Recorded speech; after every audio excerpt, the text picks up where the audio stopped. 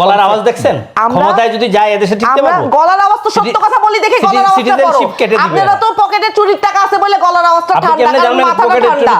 16 বছর শেখ হাসিনার সাথে ছিলেন না, মাথাটা তো এইজন্য আপনার নামে তো মামলা করা উচিত। বিএনপি ক্ষমতা আসলে আপনার নামে মামলা করবে। শেখ হাসিনারে যদি খুনি বলতে ওনাদেরকেও খুনি বলতে হবে। দেখছেন 5 আগস্টের পরে যত খুন করেছে এই দেশে 5 আগস্ট পরে ধরে ধরে নিয়ে কি খুন করছি? কারে না করছেন? 4 বার জাতীয় পার্টির অফিসে গিয়ে মানুষ খুন করছেন। এখানে কি ভিতরে জলে মরছে? জাতীয় পার্টির অফিসে যখন হামলা হয়েছে আমরা যাই জাতীয় পার্টির অফিসে? একদম না। হাসনাত আব্দুল্লাহ তার ফেসবুকে দিয়ে বলেছে আসেন এখানে জাতীয় পার্টি এনসিপি কিন্তু আপনাদের পক্ষে স্টেটমেন্টও দিয়েছে, যদিও আনুষ্ঠানিকভাবে না। বিএনপি বলেছে, বিএনপি মিথ্যাচার করতেছে এখানে। নাই কথা বলেন না, খামোকা মিথ্যাচার শব্দটা আপনি বলেন না। আপনারা এই দেশে যা করেছেন, খুন করতে বলতে হবে এখানে।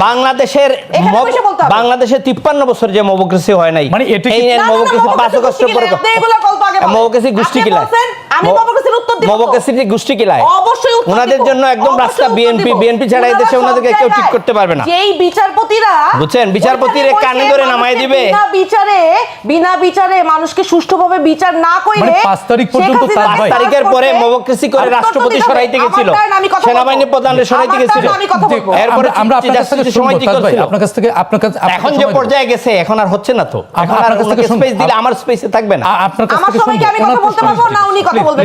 ওনার ক্ষমতা বেশি। আমি এখন ছোট করে বলেন। শেখ হাসিনার আমলে টাকাগুলো পকেটে আছে না, ক্ষমতা বেশি, তো কথা বলার অধিকারও বেশি। না প্লিজ।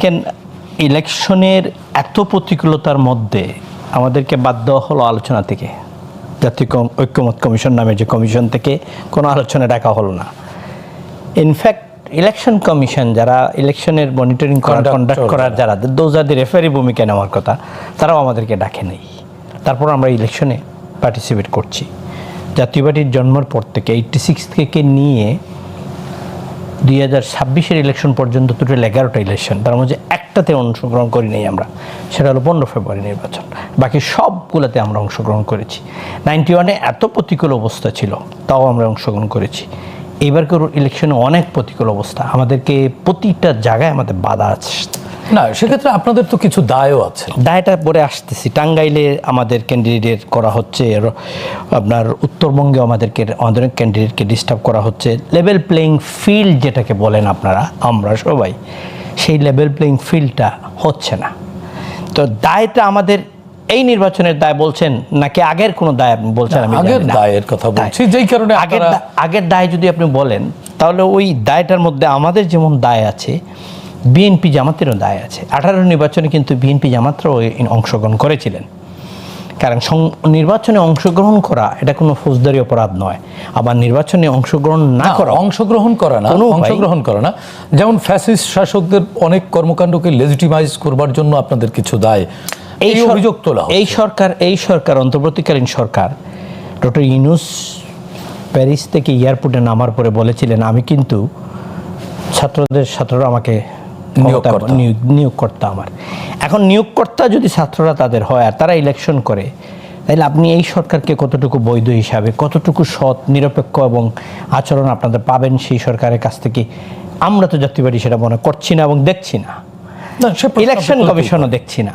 ইলেকশন কমিশনের প্রধান ইলেকশন কমিশনার যিনি নাসির সাহেব 10 নভেম্বর প্রেসের সামনে বলেছেন বাংলাদেশের 70% ভোটার সেন্টার ঝুঁকিপূর্ণ।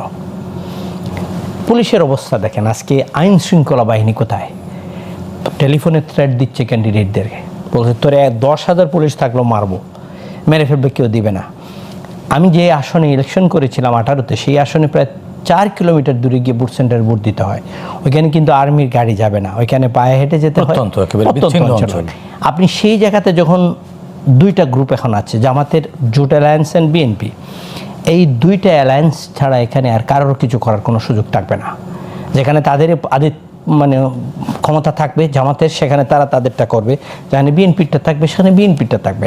অ্যান্ড কালকে থেকে কিন্তু ভোটের কথাবার্তার স্টাইল বাকযুদ্ধ হয়, এটা ব্রিটেনও হয়, আমেরিকাতে হয়, কিন্তু এইটা যখন সহিংসতায় রূপ নেয় তখন কিন্তু আপনাকে মনে রাখতে হবে আগামী দিনে কিন্তু ইলেকশনটা অন্যদিকে রূপ নিচ্ছে। কালকে জামাতের আমির বলছেন না, সেক্ষেত্রে তাজ ভাই আপনি তো পলিটিশিয়ান, আমি একটু প্রশ্ন রাখি সাধারণ মানুষের পক্ষ থেকে। সেটি হচ্ছে যে নির্বাচন কমিশন তো এবার বলেছে যে তারা যদি আচরণবিধি কেউ লঙ্ঘন করে প্রার্থিতা বাতিলের সুযোগ তো আছে, আইনে আছে, কিন্তু তারা ইনিশিয়েটিভ নিচ্ছে না কেন? মেরুদণ্ড নেই, টিএন সেশন না, আপনি খুব প্রতিচর্যা একজন সাংবাদিক, যথেষ্ট নলেজ রাখেন। আপনার সাথে টকশো করি যখন, তখন আমি নিজে মনে করি যে আমি যে একজন সামনে আমার বসে আছে অনেক কিছু জানে। আপনি জানেন ভারতের ইতিহাসের রাজনীতিতে কিন্তু ইলেকশনের সময় ফ্রি মত ডিস্ট্রিবিউশন করা হতো বিফোর 90s। ল কাস্ট যারা ছিল তাদেরকে টাকা দেওয়া হতো। এটা এসে বন্ধ করলেন টিএন সেশন নামের যে চিফ ইলেকশন কমিশনার ছিলেন 1990s-তে। উনি 6 বছর ছিলেন 1996 পর্যন্ত। ওনাকে চিফ ইলেকশন কমিশনার হিসাবে সরানোর জন্য 3বার ইমপিচমেন্ট ট্রাই করা হয়েছে, কিন্তু সুপ্রিম কোর্ট আপহোল্ড করেছে প্রত্যেকটা ডিসিশন। ওনাকে জয়ললিতা গালি পর্যন্ত দিয়েছিলেন যে এম্বডিমেন্ট অফ অ্যারোগ্যান্ট, এরকম শব্দ বলেছেন। নরসিমা রাওকে বলেছেন আপনার কেন্দ্রীয় মন্ত্রীকে 24 আওয়ার্সের সময় দিলাম, সরাই নেন, নাহলে আমি আইনত ব্যবস্থা নিব। কই আমাদের নির্বাচন কমিশন আগে যেমন শেখ হাসিনার সময় ছিল না, এর আগেও ছিল না, এখনও তাই নাই। এদের কোনো মেরুদণ্ড নাই, নিজস্বতা কিচ্ছু নাই। কিন্তু এটি ইলেকশন কমিশন ফাংশনিং করছে। এই নির্বাচন কমিশন তো একটি ঐতিহাসিক নির্বাচন করবে, বা বাংলাদেশের কোন একটা নতুন অধ্যায়ের মধ্যে আমরা প্রবেশ করব। শাহিদ ভাই, কোন ঐতিহাসিক বলছেন আপনি? ঐতিহাসিক চিফ ইলেকশন কমিশনারকে বা আমাদের চিফ অ্যাডভাইজার বলেছেন বাংলাদেশের ইতিহাসে একটা এমন একটা ইলেকশন উনি করবেন যে মানুষ মনে রাখবে। ঐতিহাসিক ভালো নির্বাচন কিভাবে ভালো হবে? প্রথম, আপনি এটা ইনক্লুসিভ হচ্ছে না। তা তো আপনার পক্ষে গেল না বলে আপনি বলছেন। না, আমার পক্ষে বলি নাই। বিএনপির স্থায়ী কমিটির সদস্য নিজে বলেছেন আমার ক্যান্ডিডেটকে আমি চিনি না, মেজর হাফিজ সাহেব, অন রেকর্ড, আপনি নিশ্চয় দেখেছেন, তা রেকর্ডে আছে। উনি বলেছেন আমি আমার ক্যান্ডিডেটকে চিনি না, কারণ সবচেয়ে বড় দল যে আরেকটি দল নির্বাচনে মাঠে নাই, তাই এখানে প্রতিদ্বন্দ্বিতামূলক নির্বাচন হচ্ছে না।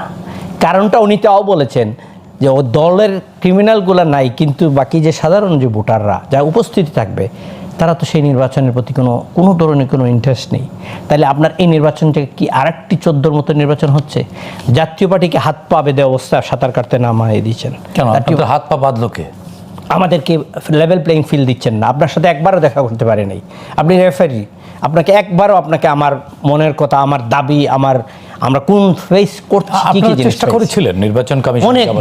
অনেকবার আমার দলের মহাসচিব পাটোয়ারি সাহেব অনেকবার নিজে গিয়েছেন, চিঠি দিয়েছেন, চেষ্টা করেছেন এটা বলার জন্য। জিএম কাদের সাহেব চেষ্টা করেছেন, কই না, তারা কর্ণপাত করা নাই, তার দাবি। তাহলে তো এখানে আরেকটি প্রশ্নের জন্ম নেয় যে তাহলে আপনাদের নির্বাচন করতে কেন দেওয়া হলো?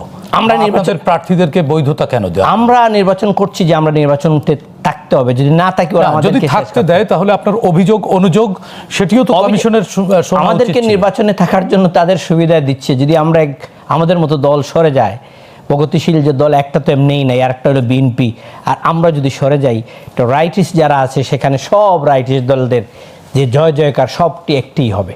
হয়তো সেটাকে আরেকটু বিদেশির কাছে দেখানোর জন্য যে এখানে একটা নির্বাচনের বড় বড় স্টেক হোল্ডারগুলোর অংশগ্রহণ ছিল, তার মধ্যে আমরাও ছিলাম, আমরা সেখানে যাচ্ছি।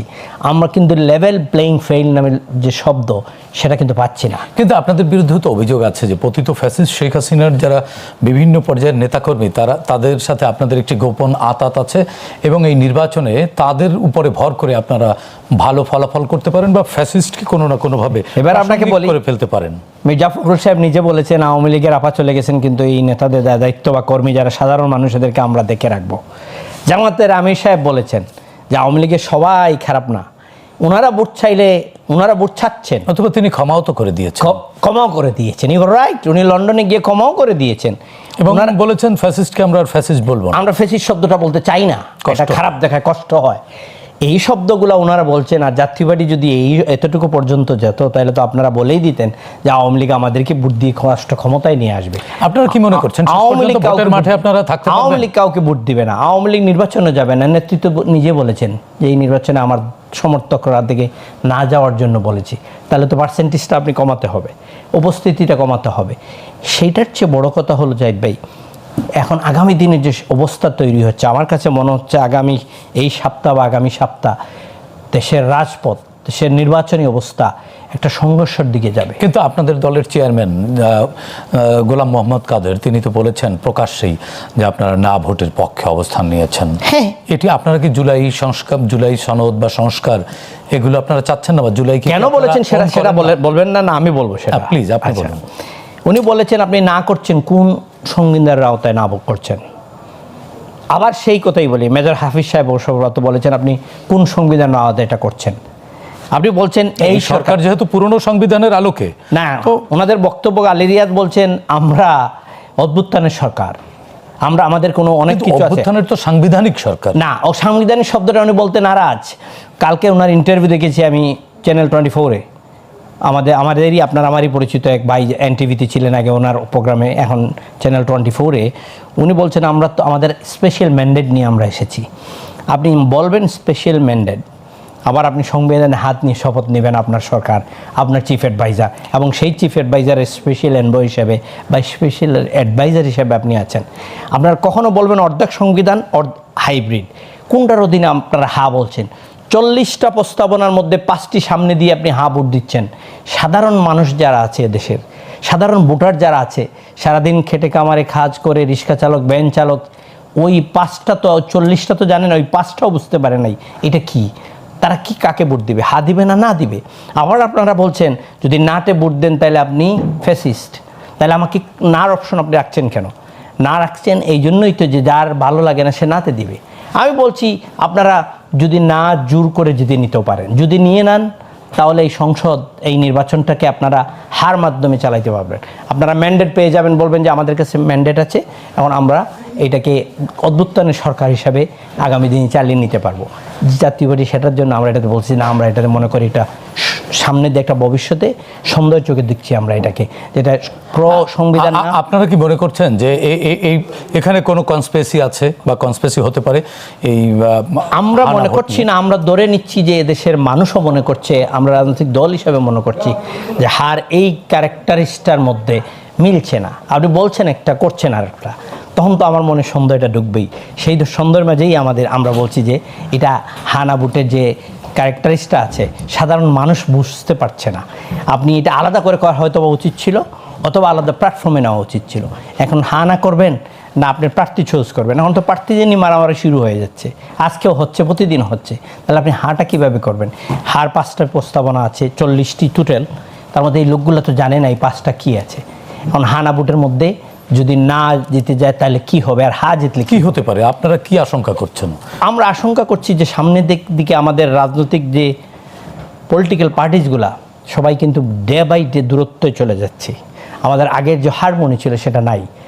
কালকে জামাতের ইসলামের আমিরের কত সুন্দর বক্তব্য উনি সবসময় দেন, কালকে উনি কড়া বক্তব্য দিয়েছেন যে হাত ভেঙে ফেলবো। নিশ্চয়ই যা বিএনপি থেকে আবার এরকম কঠিন বক্তব্য আসবে, তখন কি হবে? এই দুই প্রতিদ্বন্দ্বিতা প্রতিহিংসার দিকে না চলে যায়। আমাদের সাথে যুক্ত হয়েছেন জাতীয় নাগরিক পার্টি এনসিপির যুগ্ম সদস্য সচিব অ্যাডভোকেট হুমায়রা নূর, আপনাকেও স্বাগত জানাচ্ছি।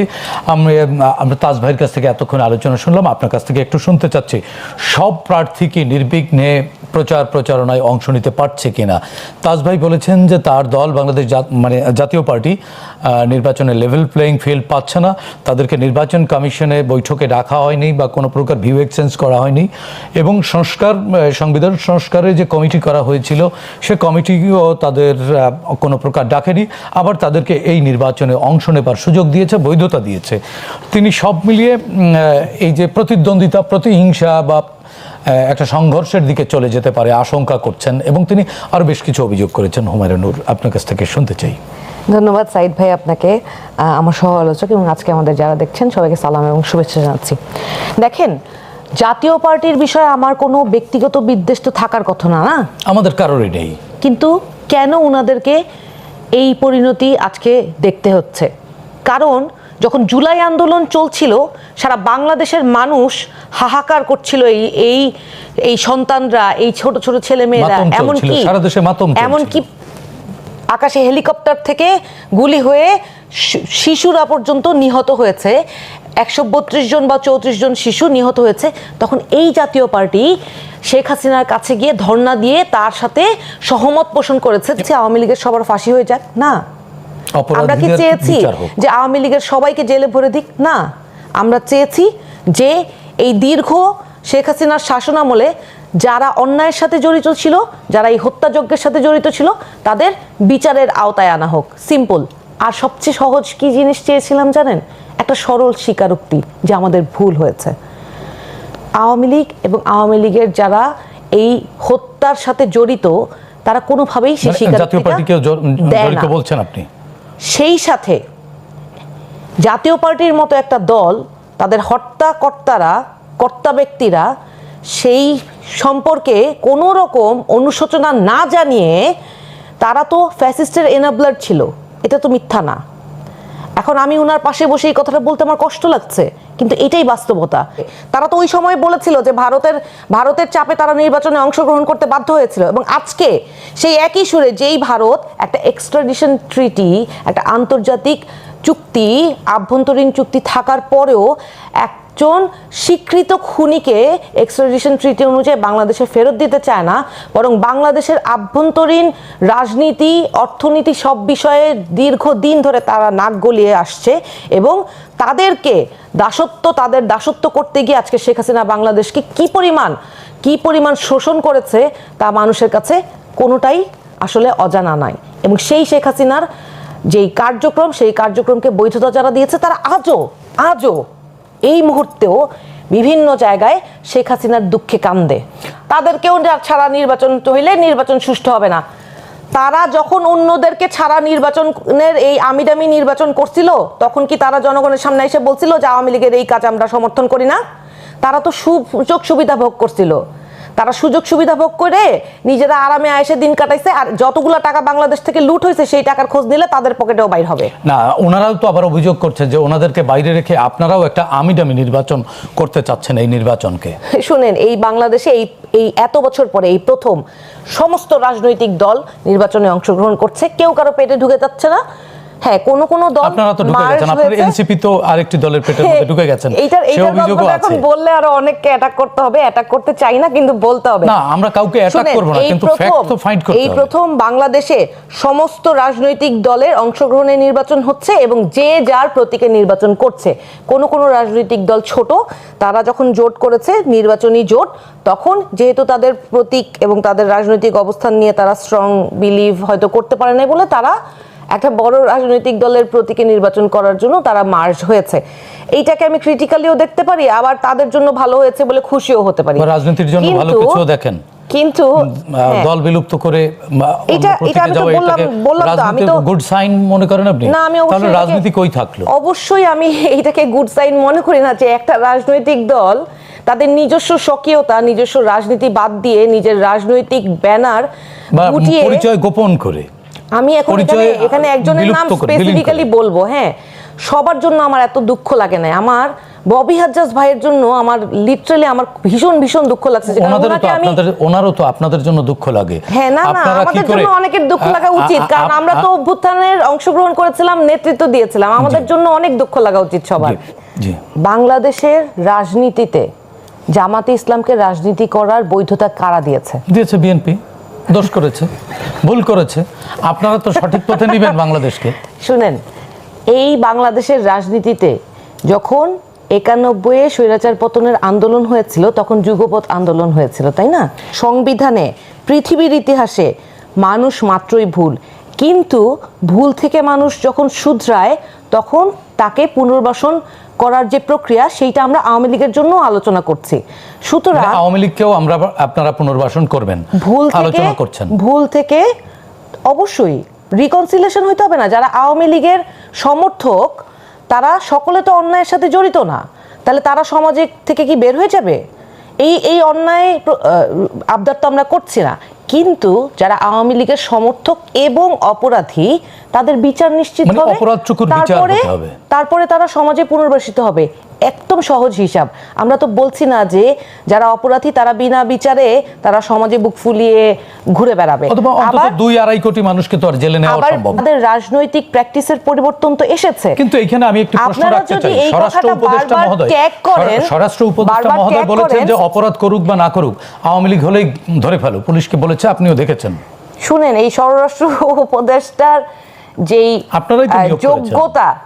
যেই যোগ্যতা এবং তার যে কর্মপরিধি, এইটা নিয়ে প্রচন্ড হতাশা আছে। সেইটা বলতে গেলে একটা অনুষ্ঠানে হবে না, 2-3টা অনুষ্ঠান লাগবে। ছোট করে একটু বলেন, শিরোনাম বলেন। আর উনার যে যৌক্তিক কাজগুলো সেগুলো আইনের মধ্যে হইতে হবে। আইনের বাইরে গিয়ে উনি কাউকে বিচার করতে চাবে, কাউকে ছাড়িয়ে দিবে, এই ধরনের অসংলগ্ন কথাবার্তা উনাকে বলা মানায় না। উনি কি বলেছেন? উনি উনার চেয়ারের এবং আপনি কি মানেন যে উনি বলেছেন বা বলছেন? উনি যাই বলেছেন, আমি এখন এত বিরক্ত যে উনার কথা আমি আর শুনি না। উনি যাই বলেছেন, উনি উনার চেয়ারের যে মর্যাদা সেটা যথেষ্ট নষ্ট করে ফেলেছেন। এর চেয়ে বেশি নষ্ট কেউ আর ওই চেয়ারের মর্যাদা নষ্ট করতে পারত না। আগে করেনি, ওনার আগে কেউ করেনি।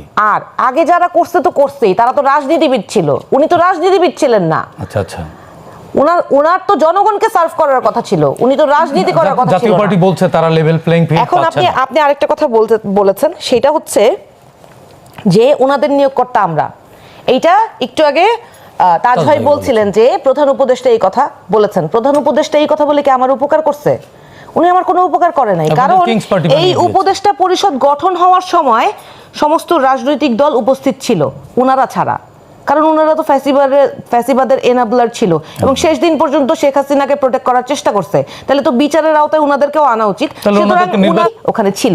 সুতরাং কেউ কোনো সরকারের উপদেষ্টা যদি ভুল করে সেটার দায় শুধু ধরেন ছাত্র জনতার উপরে বর্তায় না, সবার উপরে বর্তায়। তবে দুঃখ এটাই যে আমাদের আশা ছিল যে ওনারা অরাজনৈতিক অবস্থানে থেকে সবার জন্য সমান আচরণ করবে, কিন্তু হঠাৎ করে আমরা দেখতে পাচ্ছি কারা অরাজনৈতিক অবস্থানে? উপদেষ্টারা। তার মানে তারা এখন কি রাজনৈতিক আচরণ করছেন? অবশ্যই করছে। আমি বলছি না স্পেসিফিক্যালি রাজনৈতিক আচরণ করছে, তারা স্পেসিফিক কোন রাজনৈতিক দলকে বিশেষ সুবিধা দিচ্ছে। এবং কাদেরকে দিচ্ছে বিশেষ সুবিধা? আমরা এর আগে শুনতে পেয়েছি যে অভ্যুত্থানের পরপরই বিভিন্ন রাজনৈতিক দল অমুক পদ ভাগাভাগি করেছে। এনসিপিও তো করেছে, মাহফুজ আলম তো বলেছে। মজার ব্যাপার হচ্ছে না, এনসিপির কথা কিন্তু উনি বলেন না, মাহফুজ আলমও বলেছে। মাহফুজ আলম বলেছে জামাতের কথা, বিএনপির কথা, এবং এনসিপিও নিয়েছে। জানেন কারণ 6 মাস পার হয়ে গিয়েছে, আমরা আসলে বুঝতেই পারি না। আমরা তো নতুন রাজনীতি করতে এসেছি, ওই যে সব প্রশাসনিক কাঠামো, বাংলাদেশে তো আপনারা নতুন নাগরিক না, একটা দীর্ঘমেয়াদী একটা ইমপ্যাক্ট আছে, এটা যদি তখন বুঝতাম তাহলে বলতাম যে না না, আমার উত্তরটা আপনি দিলে হবে না তো। ওটা যদি তখন বুঝতাম তাহলে এনশিওর করতাম যাতে ন্যায্যতার ভিত্তিতে যোগ্য লোকের নিয়োগ হয়, রাজনৈতিক নিয়োগটা না হয়। তার মানে যোগ্য লোকের নিয়োগ কোথাও হয়নি না, এটাও আমি আবার বলছি না, এটাও আমি বলছি না। তাহলে আপনি কোন অবস্থানে? আপনার অবস্থান কি শূন্য রেখায়, যে কেউ যোগ্য না কেউ অযোগ্য না? একদম সব জায়গায় অযোগ্য লোকের নিয়োগ হয়েছে এটা আমি বলছি না। বাংলাদেশের যে প্রধান বিচারপতি ছিলেন সৈয়দ রেফাত আহমেদ স্যার, উনি ভীষণ যোগ্য একজন মানুষ। আমরা বাংলাদেশি হিসাবে আমরা ভাগ্যবান যে উনার মতো একজন প্রধান বিচারপতি পেয়েছিলাম, তাই না? আবার ধরেন অ্যাটর্নি জেনারেল স্যার একটি নির্দিষ্ট দলের মানবাধিকার বিষয়ক সম্পাদক ছিলেন, কিন্তু তারপরেও কিন্তু উনি অনেক যোগ্য ছিলেন, তাই না? তো হ্যাঁ, এইটা নিয়ে আমি আবার ওই জায়গাটায় আমাকে যদি ধরেন, আমি তো ওইটা বলতে পারবো না যে অযোগ্য লোক। মানে আপনার পছন্দের যারা তারা যোগ্য ছিলেন এরকম? আমি তো ভালো মানুষকে পছন্দ করি। পর্যন্ত আওয়ামী লীগের আমরা সমর্থন দিয়ে গেছি, এটা সঠিক না। না, সেটি আমরাও জানি যে আপনার শেষ দিন পর্যন্ত ছিলেন। সমর্থন দেয় নাই, উনি বলেছেন সমর্থন দিয়ে গিয়ে। আচ্ছা আচ্ছা, এটা কি আপনি জানেন? আপনারা কি মিডিয়াতে কেন? এটাও তো উদ্দেশ্য প্রণোদিত মনে করি আমি। হতে পারে এখানে ধরেন আমরা যখন দূতাবাসে দেখা করতে যাই কোনো কাজে বলতে কি, ধরেন আমাদের বাংলাদেশের এই মুহূর্তে সামগ্রিক পরিস্থিতি কি, এটা যখন দূতাবাসের ভিতরে দেখা করতে যাই, ভিতরের কনভারসেশন রেকর্ডেড কি বাইরে আসে? আমি যেটা বলি আপনি তো সেটাই জানেন। বৈঠক বলাই হয়ে থাকে, জিএম কাদের বাইরে আসবে কেন? তো জিএম কাদের বলতে পারবে না যে বাইরে এসে কি ওখানে কি আলোচনা হয়েছে? আপনাদের সম্পূর্ণ গোপন যখন করতে হয় তখন সেইখানেই সমস্যা থাকে, কারণ আপনারা তারাই যারা 17 বছর মধু খাইছেন, 17 বছর মধু খাই এখন বলতে পারেন না যে খুনের বিচার চাই। দুই পক্ষের বৈঠকগুলোই আসলে গোপন ছিল। আমাদের যে বৈঠকের কথা বলছি বা জামাতে ইসলামের যে বৈঠকের কথা বলছে, সেই সময় ভারতের সংকীর্ণতা এইটা, জামাতের সাথে তারা বৈঠক করেছে এটা তারা প্রকাশ করতে চায় না, কারণ ভারত যে জামাতের সাথে আতাত করার চেষ্টা করছে এটা মানুষ জেনে গেলে আবার ভারতের রাজনীতি না নষ্ট হয়ে যায়, আবার সেইটা তারা নিজেরাই প্রকাশ করছে। এই দ্বিচারিতা তো ভারতের দ্বারাই সম্ভব, অন্য কারো দ্বারা সম্ভব না। আর উনারা যেই দিন বলবে, উনি অভিযোগ করেছেন যে লেভেল প্লেইং ফিল্ড আপনারাই নষ্ট করেছেন। অবশ্যই তার উত্তর আমি দিচ্ছি একটা করে। উনারা যেই দিন বলবে যে শেখ হাসিনা খুনি, শেখ হাসিনা আমরা বিচার চাই, এইখানে বসে বলুক, তারপর আমি বলবো যে উনাদের সাথে যা হয়েছে সব অন্যায় হয়েছে। তাজ ভাই, আপনি কি বলবেন শেখ হাসিনা খুনি? মানেন এটি? সবচেয়ে বড় শেখ হাসিনার যদি খুনি বলতে, ওনাদেরকেও খুনি বলতে হবে। দেখছেন 5 আগস্টের পরে যত খুন করেছে এই দেশে, 5 আগস্ট পরে ধরে নিয়ে কি খুন করছি ভাই? কারে না করছেন? কি খুন করছি? চারবার জাতীয় পার্টির কারে অফিসে খুন গিয়ে মানুষ করছি? খুন করছেন। কি? এখানে কি ওই ভিতরে কারে জলে খুন করছি? মরছে? জাতীয় পার্টির অফিসে যখন হামলা হয়েছে আমরা যাই জাতীয় পার্টির অফিসে হামলা একদম না। চালাইছি। আমরা যাই হাসনাত চালাইছি। আব্দুল্লাহ তার আমরা ফেসবুকে যাই দিয়ে চালাইছি। বলেছে আসেন এখানে আপনার অফিসে জাতীয় মানুষ খুন পার্টি হয়েছে? গ্রহণ করে আপনার চলে অফিসে যান। মানুষ এনসিপি খুন কিন্তু হয়েছে? মিথ্যা কথা বললেন আপনাদের কেন? পক্ষে স্টেটমেন্টও দিয়েছে, যদিও আনুষ্ঠানিকভাবে না। বিএনপি মানুষ খুন হয়েছে? বিএনপি উনি বলেছে শেখ হাসিনার বিএনপি খুনকে জায়েজ করার বিএনপি জন্য মিথ্যাচার করতেছে এখানে ডে নাই কথা বলেন না খামোকা মিথ্যাচার শব্দটা আপনি বললেন না। আপনারা এই দেশে যা করেছেন, কে খুন করছে বলতে হবে এখানে। বাংলাদেশের এখানে বসে বলতে হবে। বাংলাদেশে 53 বছর যে মবক্রেসি হয় নাই, মানে এটা কি- এই নেন না, না, না, মবক্রেসি মবক্রেসি 5 আগস্টের পরে গোষ্ঠী কিলায়, আপনি এগুলা গল্প আগে বলেন। মবক্রেসি গোষ্ঠী আপনি কিলায়, বলছেন, আমি মবক্রেসির উত্তর দিব তো। মবক্রেসি গোষ্ঠী কিলায় অবশ্যই উত্তর ওনাদের দিব। জন্য একদম অবশ্যই রাস্তা উত্তর বিএনপি দিব। বিএনপি ছাড়া এই দেশে ওনারা ওনাদেরকে সব কেউ ঠিক জায়গায় করতে পারবে না। যেই বিচারপতিরা বুঝছেন, বিচারপতিরে ওইখানে কানে বসে ধরে নামায় মানুষকে দিবে। বিনা বিচারে মানুষকে সুষ্ঠুভাবে বিচার না কইলে মানে 5 তারিখ পর্যন্ত শেখ তার হাসিনা ভাই। তারিখের পরে মবক্রেসি করে আমার রাষ্ট্রপতি উত্তর দিতে সরাইতে হবে। গেছিল, আমার টাইম, আমি কথা বলবো। সেনাবাহিনী প্রধানের সরাইতে আমার গেছিল। টাইম, আমি কথা বলবো। এরপরে আমরা আপনার কাছ থেকে সময় শুনবো, ঠিক তাজ ভাই, করছিল। আপনার কাছ থেকে এখন যে পর্যায়ে গেছে এখন আর হচ্ছে না তো, এখন আর আপনার কাছ থেকে স্পেস দিলে শুন- আমার স্পেসে থাকবে না। আপনার কাছ আমার থেকে সময়কে শুনবো। আমি কথা ওনার বলতে পারবো প্রশ্ন না, উনি কথা please, বলবেন, বলেন। কারণ ওনার ক্ষমতা বেশি। তা আমি এখন আপনি ছোট দিবেন করে না। বলেন। শেখ হাসিনার আমলের টাকাগুলো পকেটে আছে না, ক্ষমতা বেশি তো কথা বলার অধিকারও জি, বেশি। না প্লিজ আপনিই বলুন। আমরা যেই বিচারপতিদের অপসারণ চেয়েছিলাম সেই বিচারপতিরা নিজ মুখে বলেছে যে আমরা শপথবদ্ধ রাজনীতিবিদ। রাজনীতিক। তারা কি ন্যায় বিচার করেছে? বিএনপির ভাইরা যখন জেল খেটেছে তখন যারা জামিনের জন্য গিয়েছে জামিন দিয়েছে, অন্যায়ভাবে মিথ্যা মামলায় তাদেরকে জেল খাটতে হয় নাই, গুমকেও তারা লেজিটিমাইজ করেছে। জেল খাটতে হয় নাই, বিনা বিচারে জামাত বিএনপির নেতাদেরকে জেল খাটতে হয় নাই। সেই সময় এই বিচারপতিরা কি ন্যায় বিচার করছে? আমার নামে চারটা মামলা। প্রশ্নের দোষর শুধু দোষর না, আমার এই আওয়ামী 5 লীগের- আগস্টের পরে আপনি এইখানে স্বাধীন আমার বাংলাদেশে বসে প্রশ্ন- আমাদেরকে বলেন খুনি, আমাদেরকে বলেন খুনি। একেবারে ছোট্ট করে মবক্রেসি এইটা উনাদের বানানো গলার concept। আওয়াজ দেখছেন? আমরা- ক্ষমতায় যদি যায় এদেশে টিকতে আমরা পারবো? গলার আওয়াজ তো সত্য কথা বলি দেখে গলার আওয়াজটা বড়। citizenship কেটে দিবে। আপনারা তো পকেটে চুরির টাকা আছে বলে গলার আওয়াজটা আপনি ঠান্ডা, কেমনে কারণ জানবেন মাথাটা পকেটে ঠান্ডা। চুরির টাকা আছে? আপনি 16 জানলেন বছর কেমনে? শেখ হাসিনার সাথে ছিলেন না, মাথাটা তো আপনার এইজন্য নামে তো ঠান্ডা মামলা থাকবে, করা চুরির উচিত। টাকা বিএনপি পকেটে ক্ষমতা নিয়ে। আসলে আপনার নামে মামলা করবে। চুরির টাকা- এটা আমি আসলে নিজ কানে শুনি নাই, কিন্তু দুঃখজনক এটা যদি আমার দলের কেউ বলে থাকে আমি অবশ্যই তাকে এই মেসেজটা কনভে করব যে তার এই কথাটা বলাটা আমরা নাসিরুদ্দিন কেউই পাটোয়ারি, পছন্দ আপনার দলেরই করি নাই। একজন প্রার্থী। কিন্তু একই সাথে আমরা দেখতে পাচ্ছি সারা বাংলাদেশে বিরোধী দলের রাজনৈতিক কর্মীদেরকে মারধর করা এবং সহিংসতা করার জন্য স্পষ্ট নির্দেশনা দেওয়া হয়েছে। এখন তো কেউ হচ্ছে। বিরোধী দল না, সব দল তো গতকালকে সমান। একজন আরেকজনের বিরোধী। আচ্ছা আচ্ছা, প্রতিদ্বন্দ্বী। গতকালকে আমাদেরই একজন আইনজীবী বোন, যাকে শেখ হাসিনার আমলে আমরা দেখেছিলাম যে বাইরে থেকে বহিরাগত আওয়ামী সন্ত্রাসীরা ঢুকে ওনাকে পিটিয়ে একেবারে মাটিতে ফেলে পিটিয়েছিল, তখন আবার আমাদের হুমায়ুন ভীষণ আনুর, এখানে খারাপ ছোট্ট করে লেগেছিল। প্রশ্ন করি, কিন্তু সেই আপনারা একই সব বোন, পক্ষই তো আওয়ামী লীগের ভোটারদেরকে কাছে টানবার চেষ্টা ওই করছেন, কথাটা পরে সে আসছে। অভিযুক্ত আছে। না, স্পষ্ট আছে, বিষয়টা স্পষ্ট হইতে হবে। সেই বোনের কথা বলছি যে যেই বোন যার ওই সময় নির্যাতনের বিষয়ে আমরা দুঃখ প্রকাশ করেছিলাম ওই সময় আমাদের অবস্থান থেকে, সেই বোন আজকে জামাত ইসলামের নারীদের প্রতি সহিংস হওয়ার নির্দেশনা দেন। আমিও তো যাচ্ছি নির্বাচনী প্রচারণায়, কালকে তো আমার প্রতিও সহিংস আচরণ করা হবে। আজকে আমাদের ঢাকা 18 প্রার্থীর উপরে বিএনপির কর্মীরা সহিংস হামলা করেছে। এখন আপনি যে কথাটা বললেন যে সবাই সবার কাছে ভোট চায়, শুনেন, বাংলাদেশে তো সবাই ভোটার। যারা অপরাধ করে নাই তাদেরকে আমরা পুনর্বাসন করব না, তারা তাদের সমাজে নিজের সামাজিক মর্যাদা নিয়ে থাকবে, সে আওয়ামী লীগের হলেও সে সবাই যেই মিলে দল- থাকতে হবে আমাদের। কিন্তু যারা অপরাধ করেছে তাদের বিচার হইতে হবে। ধন্যবাদ। অপরাধীকে হুমায়ুন আনুর। বাঁচানোর জন্য যারা দালালি করবে তাদের মানুষ স্পষ্ট জবাব জি। দিবে। ধন্যবাদ। তাজ ভাই, আপনারা তো দালালি করছেন এবং করেছেন, আপনাদের বিরুদ্ধে অভিযোগ, দালাল আপনারা তো এখনো আওয়ামী লীগের উপরে ভর করে দালাল তো হাসনাত। রাজনীতিতে দাঁড়াতে চান। হাসনাত আওয়ামী লীগে ছিলেন, সার্জিসও আওয়ামী লীগে ছিলেন, আওয়ামী লীগ থেকেই আন্দোলন করেছেন। যদি আওয়ামী লীগ হাসনাত সার্জিস আবার যখন অন্যায় হয়েছে, আমার- যখন যদি- শেখ হাসিনার বিরুদ্ধে আমার আন্দোলন ফ্লোর হয়েছে, কিন্তু এখন তখন শেখ আমার হাসিনার একটু- বিরুদ্ধে আমার- দাঁড়িয়েছে আমার- এবং আপনার স্পষ্ট কাছে কথা ফিরবো। বলেছে। আমার floor। ধন্যবাদ। যদি আওয়ামী লীগ টিকে যেত তো আবার ব্যাক করে কিন্তু ওনারা আওয়ামী লীগেই চলে যেত, যেহেতু ওনারা আওয়ামী লীগের ঘরের ছেলে। আমার বোনের, হুমায়রা বোনের আজকের কথা থেকে মনে হলো যে ক্ষমতায় যাওয়ার আগে যদি এই ধরনের কথাবার্তা বলা হয়, চুর ডাকাত সব, তাহলে ক্ষমতায় যদি এরা চলে যায় বা এইরকম দেশ চলে, এদেশের সাধারণ মানুষ অন্য ভিন্ন মতের রাজনৈতিক দলের ছোট্ট কর্মীরা করে বলতে হবে, আর আমরা টিকার শেষ কোনো করব। সুযোগ নাই। আমরা শেষ করব। আর তো সে সময় নাই, বলেই ফেলছি যা বলা শেষ। উনি যেটা বলার সেটাও অনেয়ার হয়ে গেছে, মানুষ শুনে মানে ফেলছে। আপনাদের পকেটে তো সেই ফ্যাসিজমের টাকা রয়ে গেছে, উনি অভিযোগ করলেন। উনি তো চুর অভিযোগ করেছে, কাউকে চুর অভিযোগ করা যায় না unless until proven by the court of law. তিনি একজন আইনজীবী হিসেবে বলেছেন, অবশ্যই আইনজীবী হলে আরো ভালো জানার কথা যে কাউকে বলা যায় না, এটা এই এলিগেশন আপনি করতে পারবেন। মানে আপনারা এই টাকা কি এই নির্বাচন ভ্যান্ডালাইজের কাজে খরচ করবেন? না, আমাদের বিরুদ্ধে ব্যবহার করা হচ্ছে। 14 পরে যে টাকাটা, 5 অগাস্টের পরে যে টাকাটা হচ্ছে, যেটা PS 400 কোটি টাকার মালিক বিদেশে যাইতে সরকার দেয় না, দুদকে মামলা হয়, এত টাকা তোমার করা হয়েছে। মানে 400 গাড়ি নিয়ে, বহর নিয়ে নির্বাচনের পরিচালনার আগে, দল গঠনের আগে পর্যন্ত করা হয়।